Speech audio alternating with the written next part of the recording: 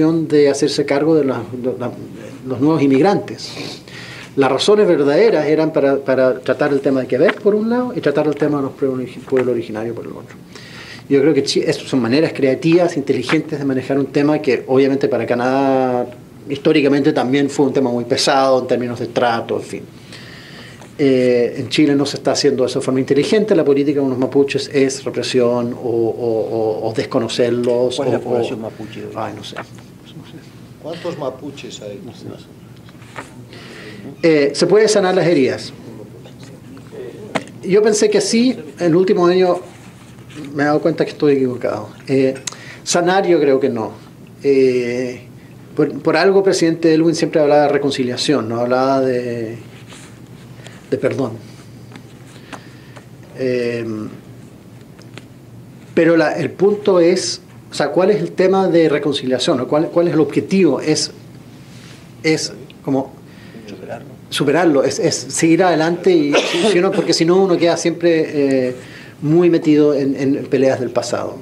Y a mí me frustra mucho, y yo creo que los alumnos, esto es una gran cosa que tienen los alumnos, a pesar, es muy curioso, porque los alumnos tienen un discurso que a veces la gente, no, hablan como los comunistas del 68. Pero los alumnos lo que les frustra también es que los políticos peleen de qué es lo que dijo Carlos Altamirano, de qué le dijo Allende, Eduardo Frei en 1960. O sea, para ellos es irrelevante. Y de repente cuando surgen estos problemas, estamos de nuevo discutiendo como si fuera... a lo mejor una cosa generacional. Tal vez es cosa de esperar otros 20 años y que todas las personas que se recuerdan lo que dijo Carlos Altamirano, no sé. Finalmente, libertad de prensa. Yo creo que sí existe libertad de prensa. Lo que es más difícil en Chile es el tema de los grupos, del ownership de los grandes grupos periodísticos. Eso está muy concentrado, y está muy concentrado económicamente y políticamente. La concentración, yo siempre me enojaba me acuerdo cuando la última campaña presidencial, cuando el presidente Frei o alguien de la campaña del presidente Frei dijo, no, pero la prensa está en contra de nosotros. Y ha sido súper injusto porque pusieron a Meo como una especie de... Primero inflaron a Meo y después Marco Enrique Ominami fue un tercer candidato que salió de la concertación como de... Entonces se quejaron que inflaron a Meo, después lo mataron, pero con eso nosotros ya perdimos el apoyo. Entonces yo le dije, pero esto no es nada nuevo, por favor. O sea, y el gran error que hizo la concertación, o que no hizo la concertación en 22 años, en 20 años, fue juntar un grupo de empresarios y hacerse cargo del problema, hacer otro medio. Medio propio. Es una cosa básica, eso lo sabían los soviéticos, que lo primero que se hace es hacer una prensa propia. Sin embargo, y con esto termino, hoy en día está el Internet. Y yo creo que eso ha sido revolucionario. Hoy día la gente, el Mercurio sigue siendo importante, pero el Mercurio lo lee la élite. Pero también la élite lee fuentes digitales como Mostrador, como CIPER, en que sí hay mucha más diversidad, y que no significa necesariamente que sean de izquierda. Mostrador publica, por ejemplo, un columnista, Hermógenes Pérez de Arce, que era un pinochetista que se fue al Mercurio, no sé si lo echaron o se fue por frustrado, y escribe en el Mostrador, pero también escribe... Entonces, ese tipo de oferta que hace posible el Internet, yo creo que va a cambiar esa situación. Yo creo que debieran aprender de Cristina Kirchner, tener medios propios. Ella sabe cómo hacer eso. Quería hacer un comentario y una pregunta. Emilio Palacios. Sí. Emilio, presentate, por favor. Emilio Palacio, periodista ecuatoriano. Primero felicitarlo, me encantó su charla, su conversación. Y generalmente cuando a uno le gusta una charla es porque uno está de acuerdo con lo que dice el orador. Y confieso que estoy muy de acuerdo con muchos de sus conceptos. Me ha recordado la situación en mi país previa a la asunción de Rafael Correa y algunas cosas que yo, sin la capacidad que usted tiene, las planteaba también. Primero la reflexión. Y yo también tengo temor de lo que pueda ocurrir después de Rafael Correa. Yo pienso que cuando se vaya este gobierno, ojalá que sea pronto, pero no lo sabemos, la derecha va a tener una oportunidad. una oportunidad legítima y tengo temor de que no comprenda el desafío que se le plantea, que no puede ser regresar a los años 80 a querer aplicar las mismas fórmulas sin entender los problemas que se originaron. Usted mencionó cómo el proceso neoliberal se dio sin instituciones fuertes que pudieran asumir el costo social de eso. Yo le agregaría algo más, que es la corrupción. Es decir, todo el proceso de Argentina, con Menem, la imagen que se transmitió, yo no entro a discutir si fue verdad o no fue verdad, porque no soy argentino y no soy experto en el tema, pero la imagen que se transmitía es de que no era un proceso transparente. Lo mismo ocurrió en mi país.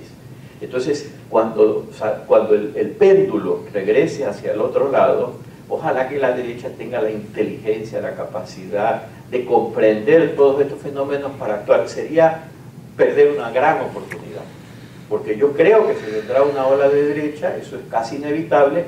Lo importante sería que la aprovechara la derecha para dar una lección y que eso inicie una etapa quizás diferente, ¿no es verdad? Y entonces aquí le hago una pregunta escandalosa, porque cuando estaba en el gobierno el presidente anterior a Rafael Correa, que fue Alfredo Palacio, mi hermano, con mi hermano tenemos un acuerdo, no hablamos de política, porque nunca estamos de acuerdo. Entre ustedes, porque afuera hablan los dos. Sí, claro. Pero yo no hablo de él y él no habla de mí. Ese es el acuerdo. Entonces yo no pude decir algo que yo opinaba. Yo opinaba que Alfredo Palacio tenía que convocar una asamblea constituyente.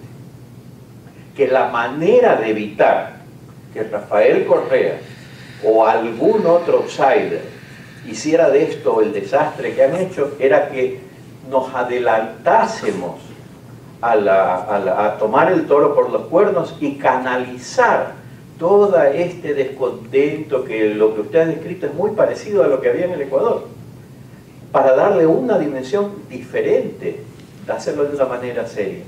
Sería, mi pregunta escandalosa, una locura si Piñera, en un acuerdo con la Concertación, con los partidos serios de Chile, hiciesen un nuevo acuerdo. Porque el problema de la democracia en Chile, entre otros también, no tenemos que dejar de reconocerlo, que vino de arriba. Por ejemplo, la democracia norteamericana no viene de arriba. Era el vaquero el que no quería que el gobierno se meta en nada, porque él había hecho su chacra con su trabajo y con su esfuerzo. Entonces ese concepto viene de abajo.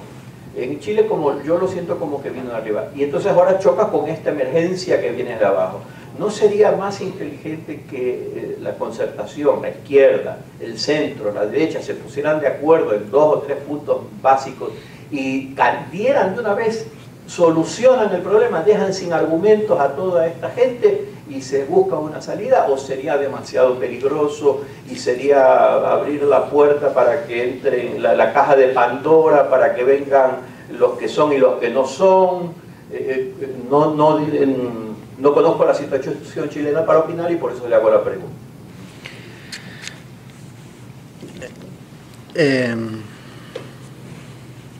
A ver. Yo no soy partidario de asambleas constituyentes. Por mi argumento siempre es que la asamblea, o sea, si se espera que los intereses representados en una asamblea constituyente sean muy distintas a lo que existe en la sociedad en general, no va a ser así. O sea, ahí va a estar los empresarios, van a estar los militares, van a estar todos. Pero sí estoy de acuerdo en lo siguiente, y eso lo traté de decir también. O sea, la estrategia de que, y eso es lo que ha ocurrido en Chile, cuando la élite da una respuesta antes de que realmente explote la situación, es mejor. Sin embargo, como dije, la experiencia en Chile es que igual después viene una especie de explosión, pero no viene desde abajo, sino que viene de otro sector. Ahora, ¿cuán probable es, sin hablar de asamblea constituyente, cuán probable es que se llegue a un acuerdo de ese tipo?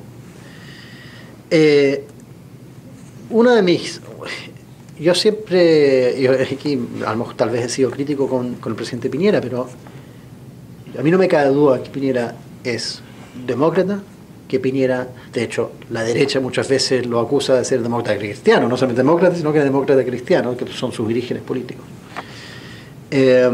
Y que el gran sueño de Piñera ha sido hacer una gran alianza con la democracia cristiana, tratar de romper la concertación, dejar de lado el sector más pinochetista de su coalición y hacer una gran coalición de centro-derecha que probablemente le iría bien en el mercado político.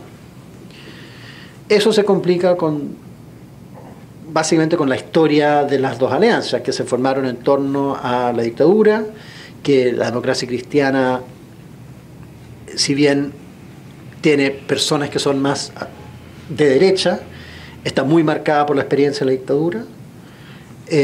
Si bien nunca han estado muy cómodos en una coalición con socialistas, hubo un proyecto. Yo siempre he pensado que que la Concertación, por todos los problemas que ha tenido desde que perdió el poder y antes, sigue teniendo un proyecto coherente, o sea, saben para qué son. En estos momentos son para volver al poder, pero saben para qué son. La coalición del gobierno no tiene eso. La coalición del gobierno son dos partidos que de verdad no se entienden muy bien, nunca se han entendido muy bien. Y por lo tanto, y lo vemos en muchos puntos actuales de la política, desde conversaciones respecto a una reforma electoral hasta la posibilidad ahora esta semana respecto al sueldo mínimo. Unas personas dicen deberíamos subir el sueldo mínimo a $400 al mes y el partido de derecha dice no, eso es mucho, eso va. Entonces, y lo más increíble es que estas discusiones ocurren en público. Entonces, yo no creo, y normalmente lo que ocurre es que ese sector gana la discusión. O sea, el gobierno, para evitarse un problema, normalmente no le hace caso al sector más duro. En ese sentido, veo muy difícil que se llegue a un acuerdo, a menos que el presidente en algún momento realmente tome la decisión de dejar de lado, romper su coalición, pero eso lo tiene que hacer junto con alguien. Eso probablemente sería la democracia cristiana. Lo veo muy difícil. Es súper lógico, o sea, desde el punto de vista de, digamos, no costo-beneficio, desde el punto de vista más de resultados, probablemente sería muy lógico y muy sano y rompería con la lógica que en el fondo de la lógica del plebiscito de derecha-izquierda, de autoritarismo-democracia. Sería un nuevo tipo de clivaje político en Chile, pero todavía no estamos ahí. Carlos. Me llamo Patricia Carbonell, soy profesora también de la universidad y decana del College Global en línea, Carbonell College. Mi pregunta es esta. Yo veo como profesora de la universidad físicamente en un campus y también como profesora virtual que soy, que veo que los niveles de e-commerce de la generación que entra son mayores de las personas que tienen las posiciones en las jerarquías tradicionales. Yo veo esto como muy parecido a la revolución industrial que pasó en este país en los años 20, está pasando ahora en este momento. Cuando uno vive una revolución no se da cuenta que está viviendo una revolución hasta cuando ya pasa la revolución. Yo pienso que el presidente Obama fue elegido por su capacidad de manejar el red, cuando usted sabe que cuando un estudiante entra a cualquier grupo en el red, no entra teniendo que pasar una jerarquía, por ejemplo, de un partido político u otro, entra nada más que por sus intereses. Entonces pienso que con las nuevas coalitions políticas virtuales van a tener un poder impresionante, que van a tener que tener hasta un debate con las estructuras, las instituciones que hay ahora que son solamente físicas. Y yo sé, porque soy parte del grupo que está diseñando, porque mi PhD es en el diseño de instrucción virtual, y sé que se están usando los teléfonos para llegar a mercados, a poblaciones pobrecísimas que jamás en la vida tuvieran acceso a una computadora.